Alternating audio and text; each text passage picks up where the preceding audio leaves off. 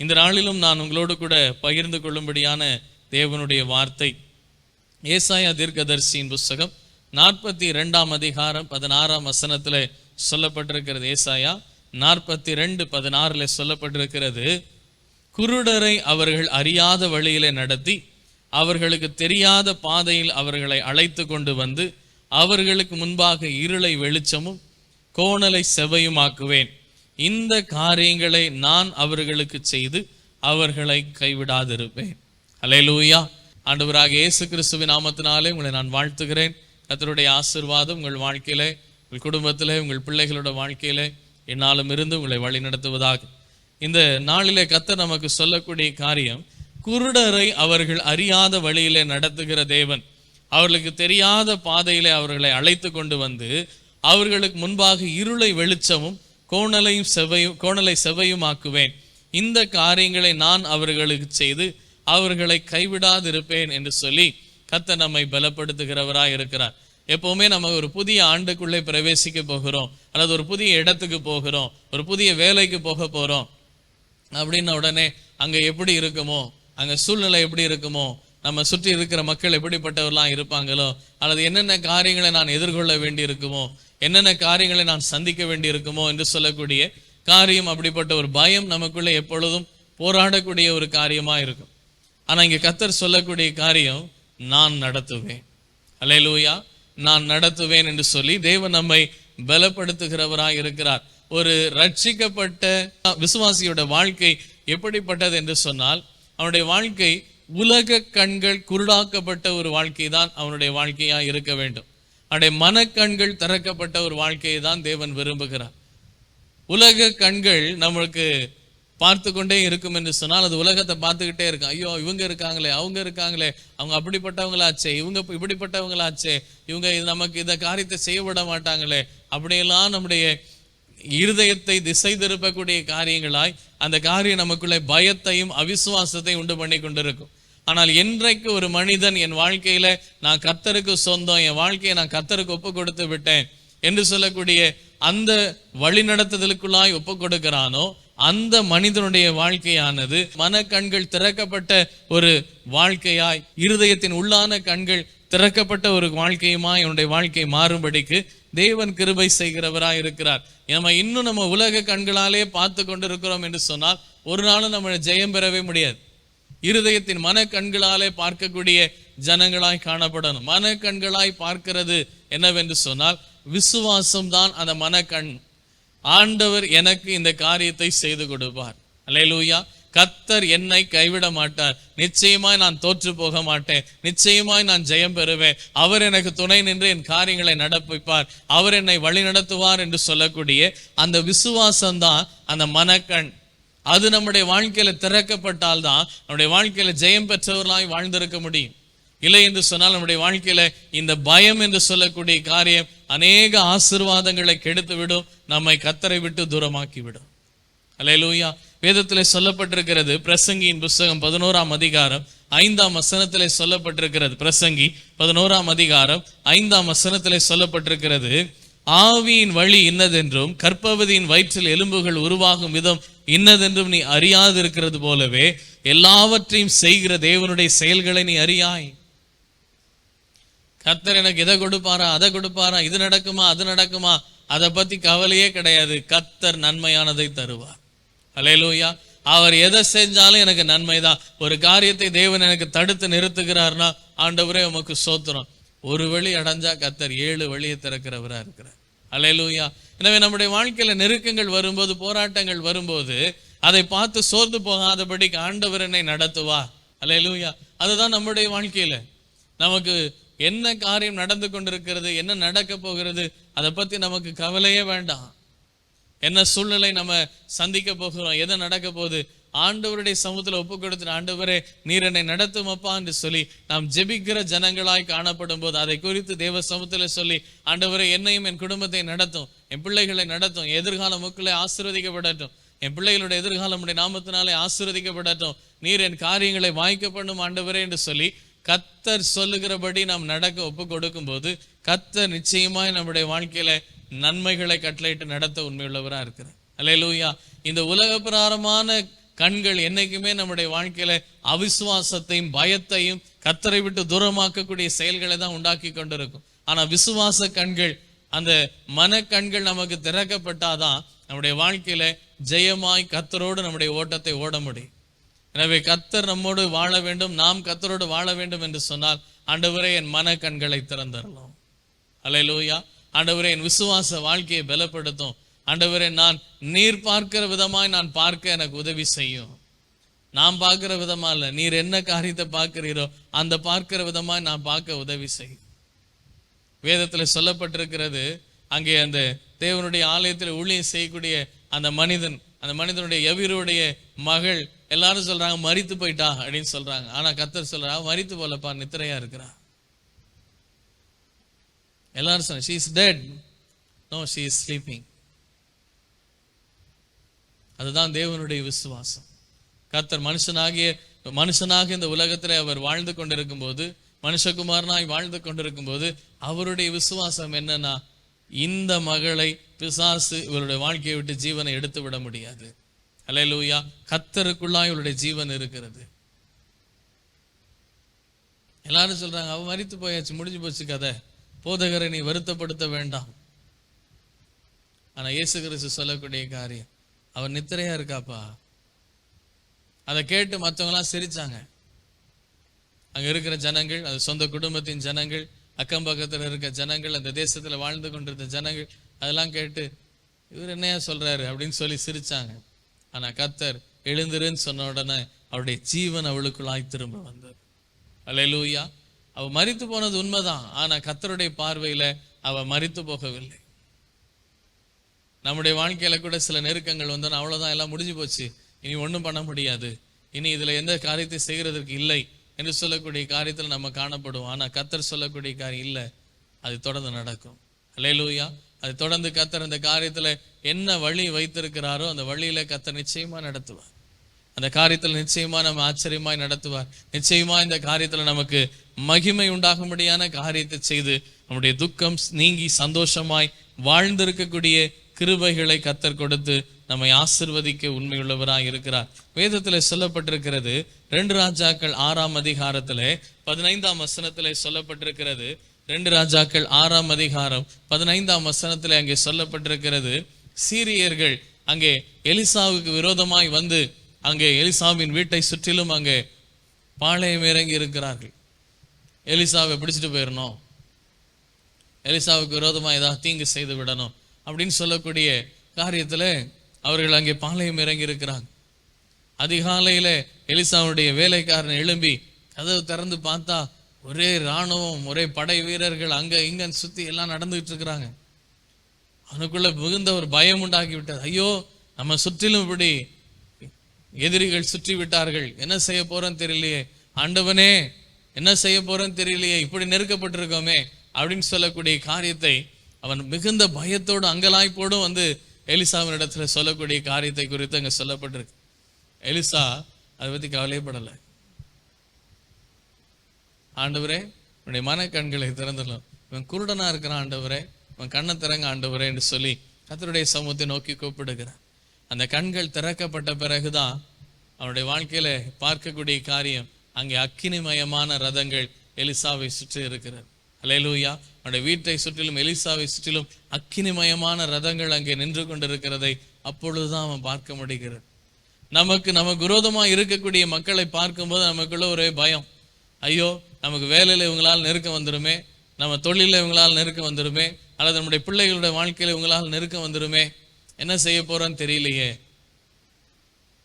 ஆனா ஒரு ஆவிக்குரிய மனுஷனுடைய வாழ்க்கையில, இந்த மனுஷனால என் வாழ்க்கையில ஒரு தீங்கு உண்டாகாது, அல்லேலூயா, என் தலையிலிருந்து ஒரு முடியை கூட பிடுங்க முடியாது என்று சொல்லக்கூடிய அந்த வைராக்கியம், அந்த விசுவாசம் காணப்படும். அந்த வாழ்க்கையை தான் தேவன் நம்ம இடத்துல எதிர்பார்க்கிறார். ஆண்டவருடைய சமூகத்துல ஒப்பு கொடுத்துற, ஆண்டவரே நான் ஒரு குருடன், நீர் காட்டுகிற வழியில நான் உன்னுடைய கரத்தை பிடிச்சு நடக்க ஒப்பு கொடுக்கிற ஆண்டவரே, நீர் எந்த வழியில நடத்துகிறீரோ அந்த வழியில நான் நடக்கிறேன். நீர் நிச்சயமா என்னை கொண்டு போய் குழியில போட்டுற மாட்டீர், என்னை நீ நடத்துவீர், ஒரு தீங்கு என்னை உண்டாக்க, என்னை தொட முடியாதபடி என்னை காக்க உண்மையுள்ளவராக இருக்கிறீர், எந்த நெருக்கம் என் வாழ்க்கையை மேற்கொள்ள என்னை விட மாட்டீர் எந்த உபத்திரவும் என் வாழ்க்கையில ஜெயங்கொள்ள விட மாட்டீர். நிச்சயமா என் வாழ்க்கையில நான் ஜெயம் பெறுகிறவனாய் காணப்பட எனக்கு உதவி செய்வீர் என்று சொல்லி நம்ம ஒப்பு கொடுத்த காரியத்துல நிலைத்திருக்கிற ஜனமாய் அவருடைய கரத்தை உறுதியாய் பற்றி பிடித்து கொண்டால் போதும். அவர் நம்மை அறியாத பாதையிலும் தெரியாத பாதையிலும் அவர் நடத்தி கொண்டுவார். நமக்கு வேணா அது அறியாத பாதையா இருக்கலாம், ஆனா அவருக்கு அந்த பாதை நல்லாவே தெரியும். அல்லேலூயா. அவருக்கு அந்த வழி நல்லாவே தெரியும். அது எப்படி நம்மை நடத்தி கொண்டு போகணும், எதை நமக்கு கொடுக்கணும், எதை நமக்கு கொடுக்க கூடாது, எதை நம்ம பார்க்கணும், எதை நம்ம பார்க்க கூடாது, எல்லாவற்றும் கர்த்தருக்கு நல்லாவே தெரியும். நம்ம கர்த்தருக்கு ஆலோசனை சொல்ல ஆரம்பிக்கும் போதுதான் நம்முடைய வாழ்க்கையில நெருக்கங்கள் உண்டாகிறது. அவருடைய ஆலோசனையில் நம்ம நடக்கும்போது நிச்சயமா நெருக்கங்களே உண்டாகும். அல்லேலூயா. அவருடைய வழிகளில் நான் நடக்கும்போது நிச்சயமா நமக்கு எந்த உபத்திரவங்களும் போராட்டங்களும் உண்டாகாது. கர்த்தர் எல்லாவற்றையும் அவர் தானே முன்னால போயிட்டு இருக்கிறாரு. அவரை மீறி நம்மளை வாழ்க்கையில எந்த தீங்காக நடந்துட முடியுமா?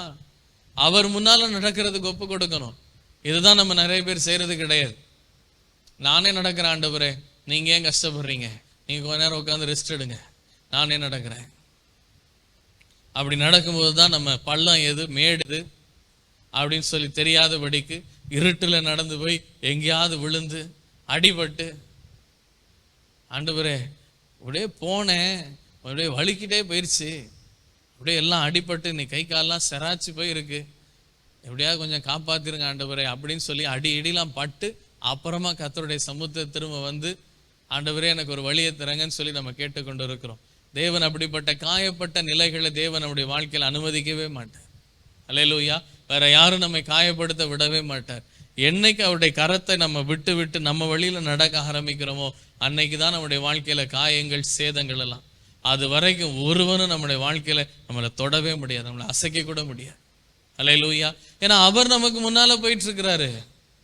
அவர் முன்னால சென்று அவர் காரியங்களை வாய்க்க பண்ணி கொண்டிருக்கிறார். அவரை யாராவது எதிர்த்து நின்ற முடியுமா?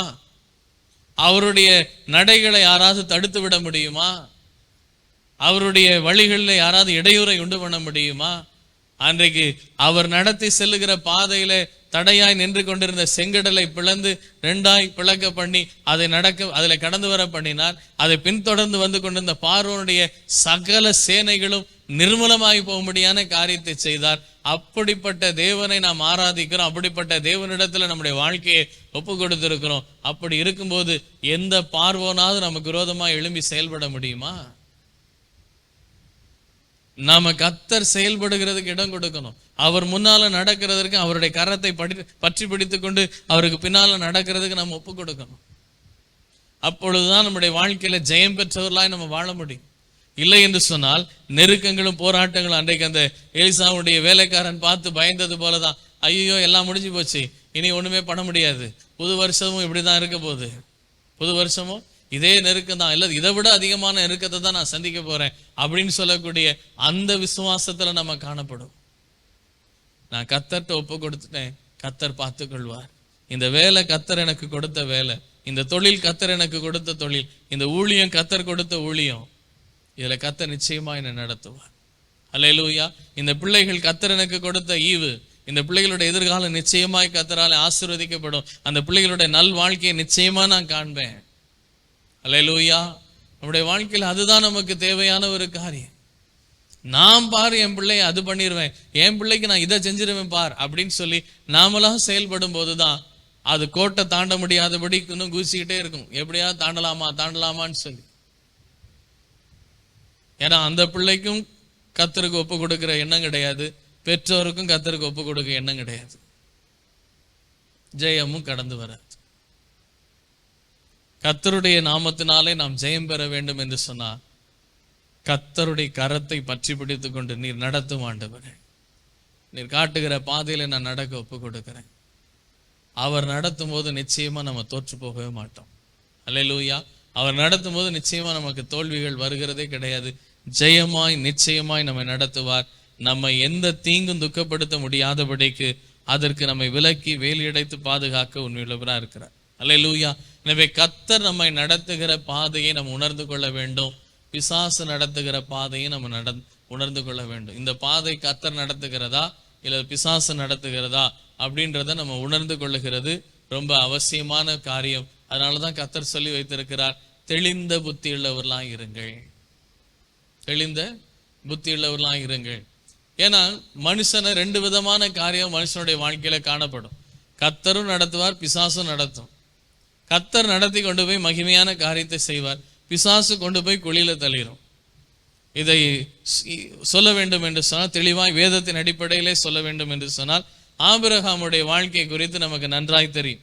ஆபிரகாமுடைய வாழ்க்கையை கர்த்தர் எப்படியாய் அவனோடு பேசினார், எப்படியாய் அவரை நடத்தினார் என்று சொல்லக்கூடிய காரியத்தை நமக்கு நன்றாய் அறிந்திருக்கிறோம். இந்த ஆபிரகாமுடைய வாழ்க்கையில ஆதியாகமம் 12ஆம் அதிகாரத்துல சொல்லப்பட்டிருக்க காரியம், நீ உன் இனத்தையும் உன் ஜனத்தையும் விட்டு புறப்பட்டு நான் உனக்கு காண்பிக்கும் தேசத்துக்கு போ, நான் உன்னோடு கூட இருந்து உன்னை ஆசீர்வதிப்பேன் அப்படின்னு சொல்லி கர்த்தர் அங்கே ஆபிரகாமுக்கு ஒரு கட்டளை ஆணையிட்டு கொடுக்கக்கூடிய காரியத்தை குறித்து அங்கே சொல்லப்பட்டிருக்கிறது. ஆபிரகாம் அந்த வார்த்தையை கேட்ட பிறகு அங்கே வேதத்துல சொல்லப்பட்டிருக்கிறது, தான் பெறப்போகிற தேசம் இன்னதென்று அறியாதபடிக்கு அவன் புறப்பட்டு போனான். குருட்டாட்டமாய் கர்த்தரை நம்பி கர்த்தரிடத்துல ஒப்பு கொடுத்துட்டான். ஆண்டவர் என்னை கொண்டு போய், இதுவரைக்கும் நான் ஆராதித்த தெய்வங்கள் என்கிட்ட பேசவே இல்லை, என் குறைவை குறித்து பேசவே இல்லை, என் வாழ்க்கையில் இருக்கிற குறைவை நிறைவாக்குவேன்னு சொல்லி இந்த தெய்வம் தான் என்கிட்ட பேசியிருக்கிறாரு, ஆனால் இவருக்கு என் வாழ்க்கையை ஒப்பு கொடுக்கிறேன் அப்படின்னு சொல்லி தன் வாழ்க்கையை முழுமையாய் அவரிடத்துல ஒப்பு கொடுத்து விட்டு அவர் காட்டுகிற பாதையில நடக்க ஆரம்பிச்சாச்சு. அவர் எங்க கூட்டிட்டு போக போறாருன்னு தெரியல, எந்த இடத்துக்கு நடத்தி கொண்டு போக போறாருன்னு தெரியல, என்னத்தை கொடுக்க போறாருன்னு தெரியல. அந்த வாழ்க்கையில அப்படியே கர்த்தரை நம்பி செயல்பட ஆரம்பித்து விட்டாச்சு. அங்கே நடந்து போய் கொண்டிருக்கிற வழியில அங்கே ஒரு குறுக்கு வழியிலே ஒரு ஆசீர்வாதம் உண்டாவது.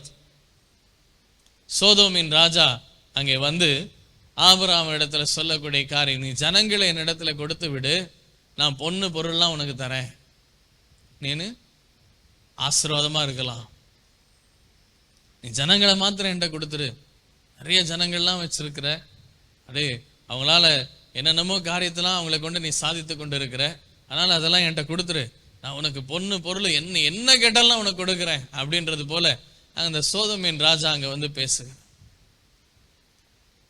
ஆபிரகாமுடைய வாழ்க்கையில முன்ன பின்ன கர்த்தரை பார்த்தது கிடையாது, முன்ன பின்ன தன் வாழ்க்கையில கர்த்தரோடு வாழ்ந்த அந்த அனுபவம் கிடையாது. ஆனால் ஆபிரகாம் எப்படி அந்த இது கர்த்தருடைய வழிதானா இல்ல பிசாசு கொண்ட வழிதானா என்று சொல்லி எப்படி அவன் அறிந்து கொண்டான்?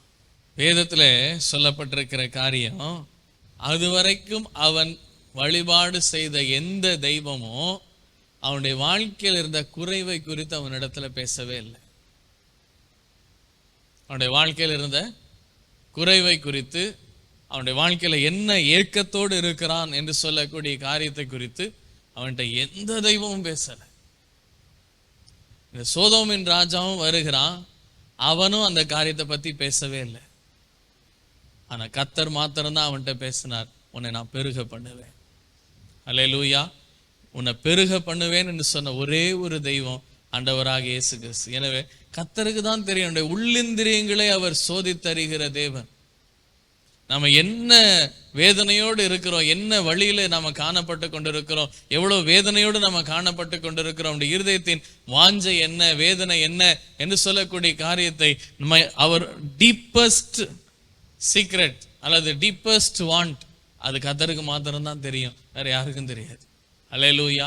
அதை அறிந்து அந்த காரியத்தை அறிந்து பேசின கர்த்தர் மாத்திரம்தான் மெய்யானவர். அவர் இந்த காரியத்தை எனக்கு நிறைவேற்றி கொடுக்க உண்மையுள்ளவராய் இருக்கிறார். என்னுடைய இருதயத்தின் வேதனை என்ன என்று சொல்லக்கூடிய காரியத்தை, இருதயத்தின் யோசனை என்ன என்று சொல்லக்கூடிய காரியத்தை அறிந்திருக்கிறவர் தான் மெய்யான தெய்வம் என்பதை ஆபிரகாம் அறிந்து கொண்டு தன் வாழ்க்கையில இந்த உலக பொண்ணு பொருள் இதெல்லாம் எப்பனாலும் வந்துடும், அதை எப்படினாலும் சம்பாதித்துக் கொள்ளலாம் என்று சொல்லக்கூடிய காரியத்தை ஆபிரகாம் அறிந்து அந்த காரியத்துக்கு நோ. அல்லேலூயா. கர்த்தர் என்னைக்குமே ஒரு மனிதனோடு பேசக்கூடிய காரியம் வேதத்தின் அடிப்படையில தான் பேசுவார்.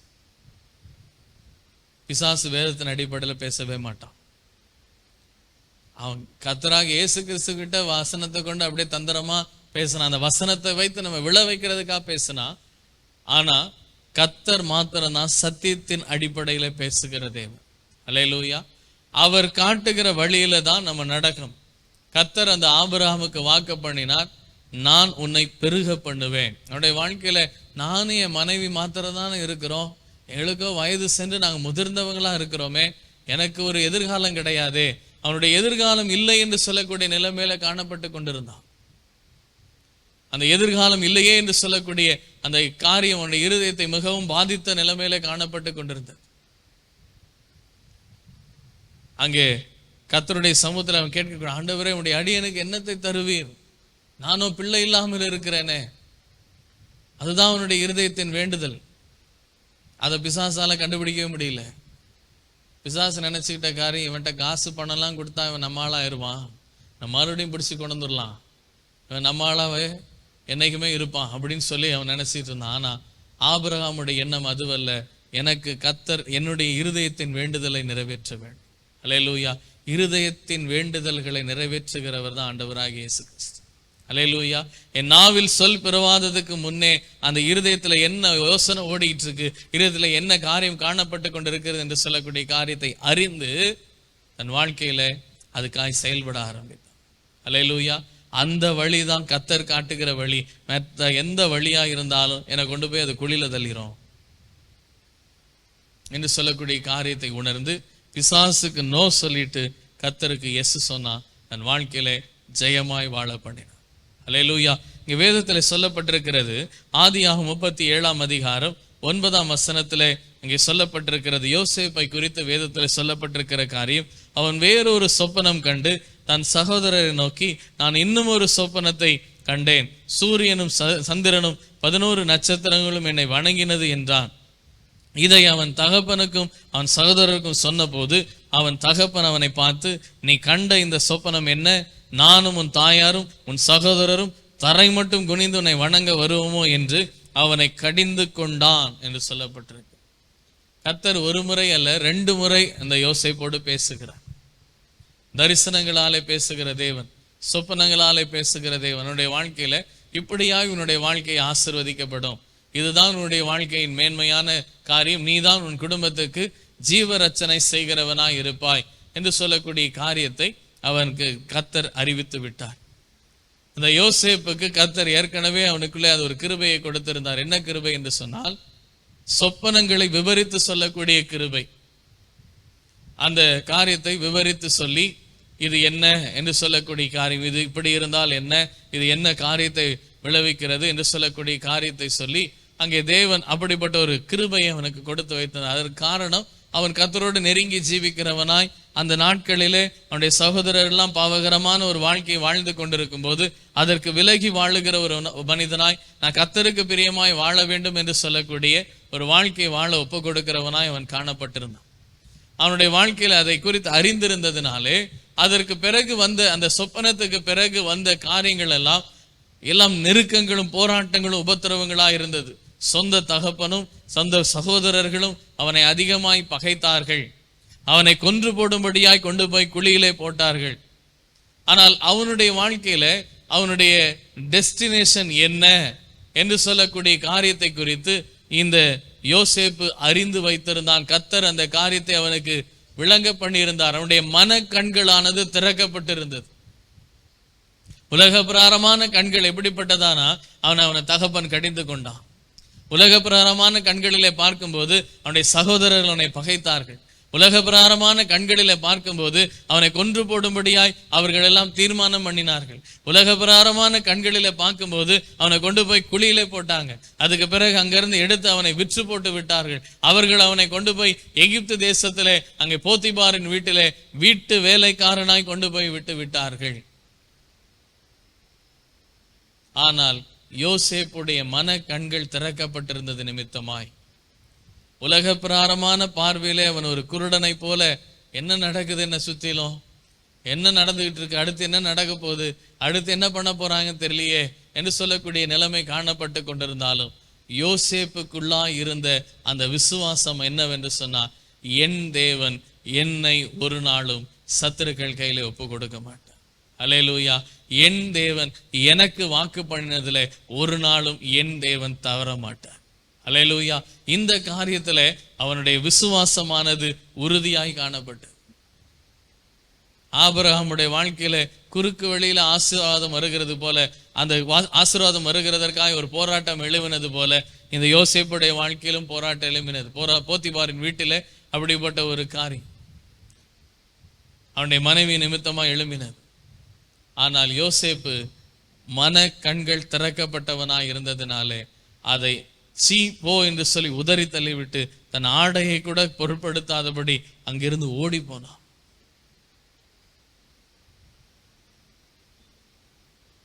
என்னையா இப்படிலாமா நடக்கும்?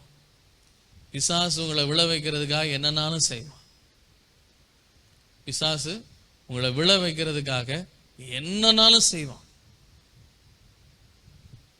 ஆனா நீங்க தான் ஜாக்கிரதையா இருக்கணும். தெளிந்த புத்தி உள்ளவர்களாக இருங்க. கர்த்தர் பாவத்தினாலே ஆசீர்வதிக்கிறவர் கிடையாது. பாவத்தின் நிமித்தமாய் ஒரு மனிதனுடைய வாழ்க்கையில ஆசீர்வாதம் வருது அப்படின்னா அது பிசாசு கொண்டு வருகிற காரியம். அல்லேலூயா.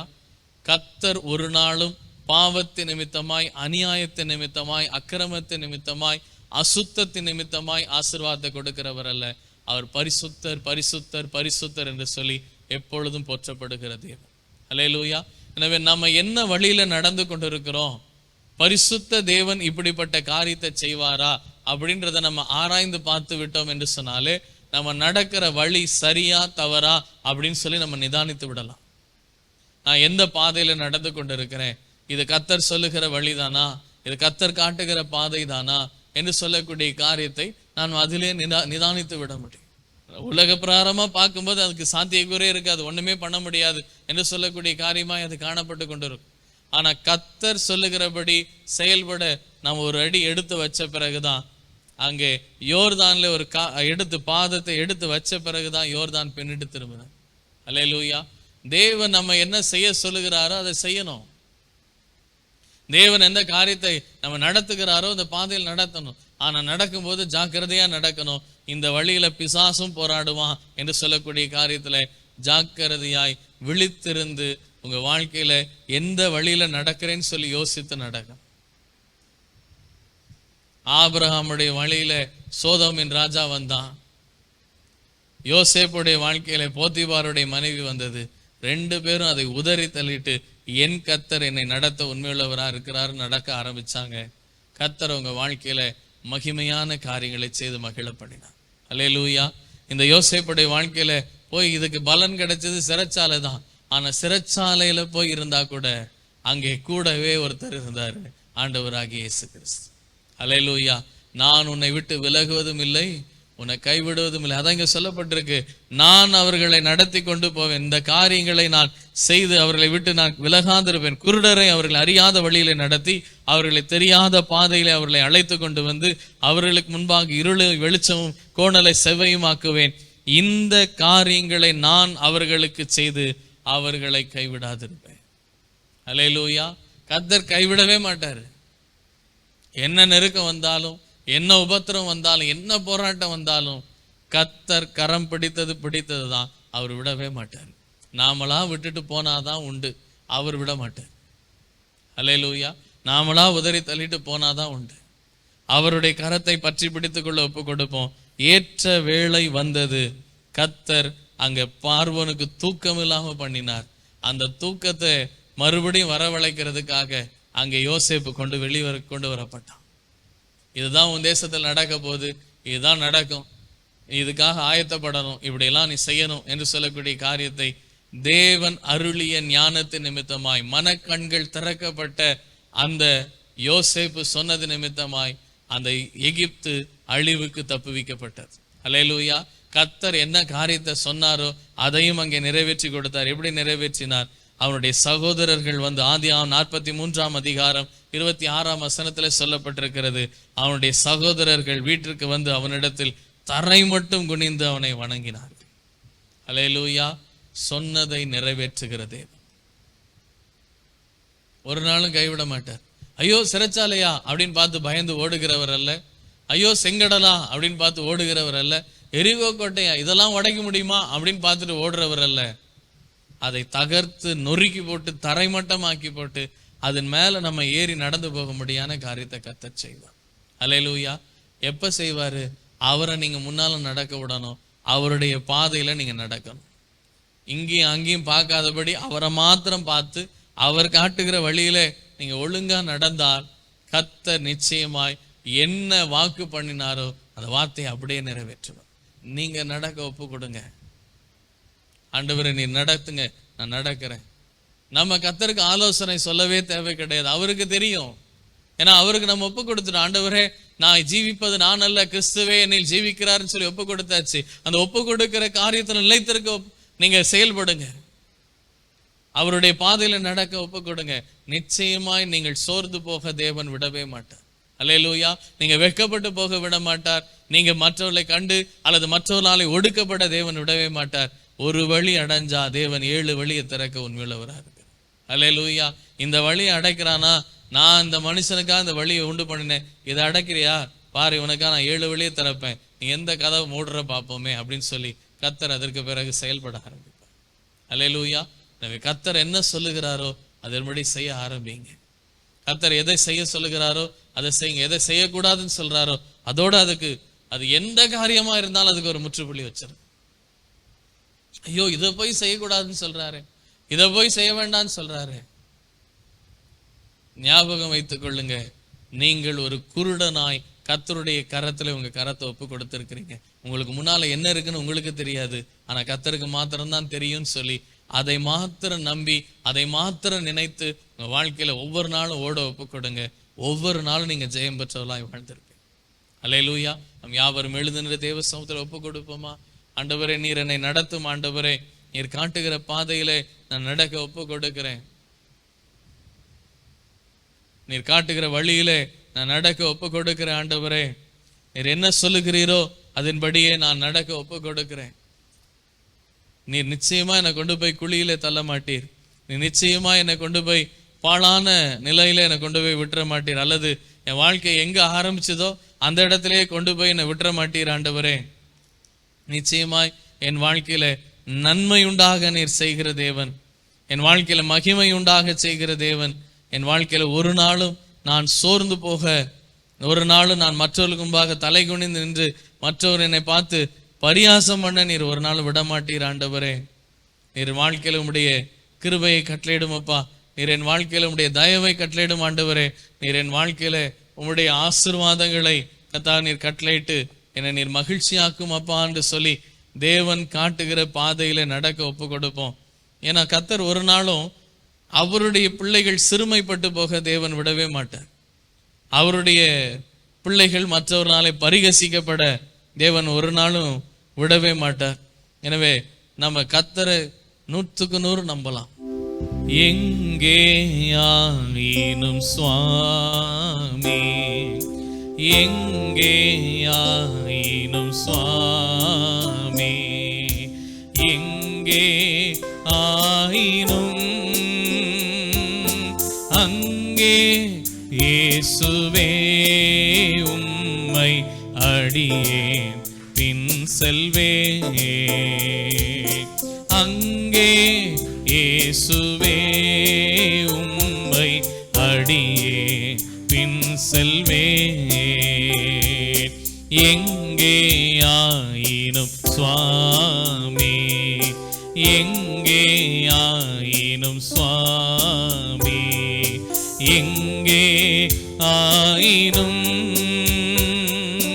அங்கே இயேசுவே உம்மை அடியேன் பின் செல்வே.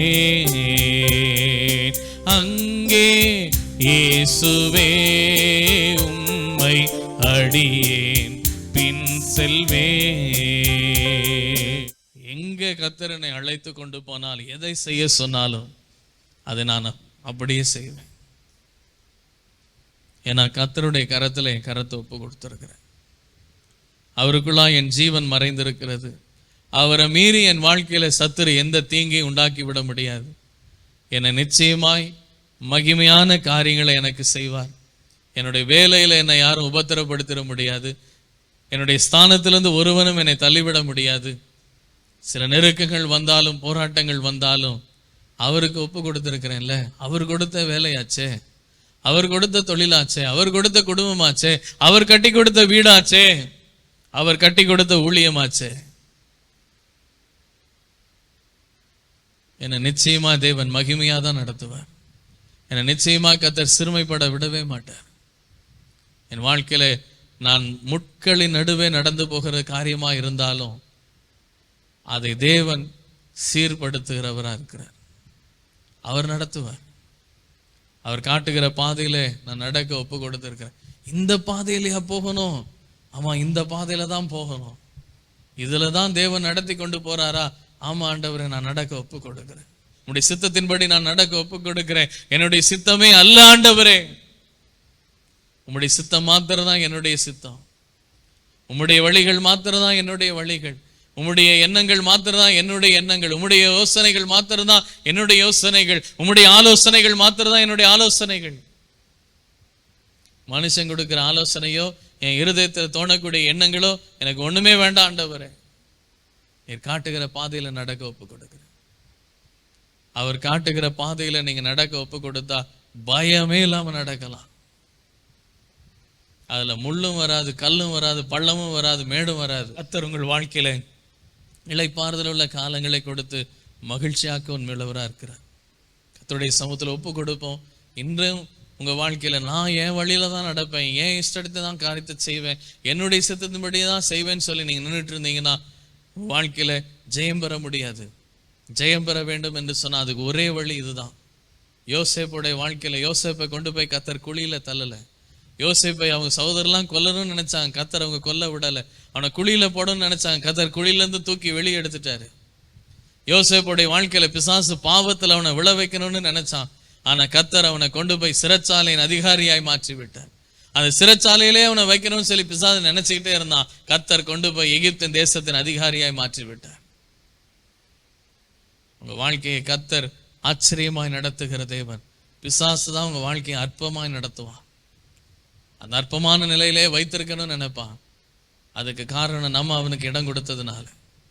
ஆனா இன்னைக்கு நம்ம கர்த்தருக்கு இடம் கொடுத்த ஆண்டவர் உம்முடைய சித்தத்தின்படி நான் நடக்க ஒப்பு கொடுக்கிறேன், என் பிள்ளையை உம்முடைய சமூகத்தில் ஒப்பு கொடுக்கிறேன், என் பிள்ளையை உம்முடைய வழியில நடக்க ஒப்பு கொடுக்கிறேன் ஆண்டவரே. கர்த்தர் வாழ்க்கையை ஆச்சரியமா மாற்றிடுவார். நினைச்சு பார்க்க முடியாத அளவுக்கு நம்முடைய வாழ்க்கையை மாற்றிடுவார். ஒப்பு கொடுப்போம். கர்த்தர் பெரிய காரியங்களை செய்வார். எங்களை அதிகமாய் நேசிக்கிற அன்பின் பரலோக பிதாவே, உடைய குமாரனாகிய இயேசு கிறிஸ்துவின் நாமத்தினாலே இந்த பரிசுத்த நாளில் உடைய சமூகத்தில் நீர் அழைத்து கொண்டு வந்து நீர் எங்களோடு பேசின கிருபைக்காக நன்றியோடு ஸ்தோத்திரிக்கிறோம்ப்பா. நாங்கள் உலக பிரகாரமான எங்கள் கண்களில் பார்க்கும்போது எல்லாமும் வேதனைகளும் பாடுகளும் பயமாய் இருக்கக்கூடிய காரியமாய் இருக்குமப்பா. ஆனால் எங்கள் மனக்கண்கள் திறக்கப்பட்டால் எங்களை சுற்றிலும் அக்கினிமயமான ரதங்கள் இருக்கிறதும் நீர் எங்களை ஆச்சரியமான பாதைகளில் நடத்துகிறதும் அப்பா, எங்கள் வாழ்க்கையில அப்பா செங்கடலை பிளந்து அதுல ஒரு வழியை உண்டு பண்ணி நடத்தி கொண்டு போகிறதும் அப்பா கத்தா எரிகோவை உடைத்து போட்டு அதுல ஒரு வழி உண்டு பண்ணி எங்களை நடத்தி கொண்டு போகிறதுமா இருக்கிறதப்பா. நாங்கள் இனியும் எங்கள் உலக பிரகாரமான கண்களிலே பார்க்காதபடிக்கு மனக்கண்கள் திறக்கப்பட்டவர்களாய் விசுவாச கண்களிலே பார்க்கிறவர்களாய் காணப்பட உமக்கு ஒப்பு கொடுத்த உம்முடைய வழிகளை நடக்கிறவர்களாய் நாங்கள் வாழ அப்பா இந்த வேளையில நாங்கள் ஒப்பு கொடுக்கிறோம். ஒவ்வொருவரும் ஒப்பு கொடுக்கிறோம் அப்பா. நீர் ஒவ்வொருடைய வாழ்க்கையிலும் ஒவ்வொரு குடும்பத்திலும் சிறியோர் முதல் பெரியோர் வரை ஒவ்வொருடைய வாழ்க்கையிலும் ஆச்சரியமான காரியங்களை செய்து மகிமையான காரியங்களை செய்து மகிழ்ந்து களிகூறும்படியான நாட்களை கொடுத்து துன்பத்தை கண்ட வருஷங்களுக்கு சரியாய் மகிழ்ச்சியாகும். நீர் பெரிய காரியங்களை செய்தரலும். கர்த்தர் எனக்கு பெரிய காரியங்களை செய்தார். இதுவரை நான் கண்டிராத ஆச்சரியமான வழிகளிலே கர்த்தர் என்னை நடத்தி மகிமையான காரியங்களை நான் பெற்றுக்கொள்ள தேவன் கிருபை செய்திருக்கிறார் என்று சொல்லி ஒவ்வொருவருமை துதிக்க ஸ்தோத்திரிக்க கிருபை செய். அதிசயங்களை காணப்படும். மீட்பர் இயேசு கிறிஸ்துவின் நாமத்தினாலே ஜெபிக்கிறோம் எங்கள் ஜீவனுள்ள நல்ல பிதாவே, ஆமேன். கர்த்தருடைய ஆசீர்வாதத்தை பெற்றுக்கொள்வோம். நம்முடைய கர்த்தராகிய இயேசு கிறிஸ்துவின் கிருபை, பிதாவாகிய தேவனுடைய அன்பு, பரிசுத்த ஆவியானுடைய அந்யோன்ய ஐக்கியம் நம் அனைவரோடும் இந்த கர்த்தருடைய கரமொழித்தோடும் இந்த கர்த்தரின் வாசல் ஜெபத்தோடும் நடக்கிற ஆராதனைகளோடும் இதில் வந்து பங்கு பெறும் ஒவ்வொரு பிள்ளைகளோடும் விசேஷமாய் இந்த நாளில் நான் ஒரு குருடனை போல கர்த்தருடைய வழிகளிலே நடக்க ஒப்பு கொடுக்கிறேன். என் மனக்கண்கள் திறக்கப்பட்டவனாய் கர்த்தருடைய வழிகளை நான் பற்றி பிடித்து கொண்டு ஓட ஒப்பு கொடுக்கிறேன் என்று சொல்லி ஒப்பு கொடுத்த ஒவ்வொரு பிள்ளைகளோடும் என் ஆசீர்வாதங்களோடும் இன்றும் என்றும் சதா காலம் நீடித்து நிலைத்திருப்பதாக. ஆமேன். கர்த்தர் நிச்சயமாய் நடத்துவார். நிச்சயமாய் மகிமையான காரியத்தை தான் செய்வாரே தவிர உங்களை மற்றவங்க பார்த்து ஏளனமாய் சிரிக்கக்கூடிய நிலையை ஒரு நாள் அனுமதிக்க மாட்டேன். அல்லேலூயா. ஏன்னா நான் ருசி பார்த்த இயேசு அப்படிப்பட்ட இயேசு. அவரை தான் உங்களுக்கு சொல்லியிருக்கிறேன். அவரை நீங்க பற்றி பிடித்து கொண்டீங்கன்னா எங்களை வாழ வைக்கிற இயேசு உங்களையும் வாழ வைப்பார். அல்லேலூயா.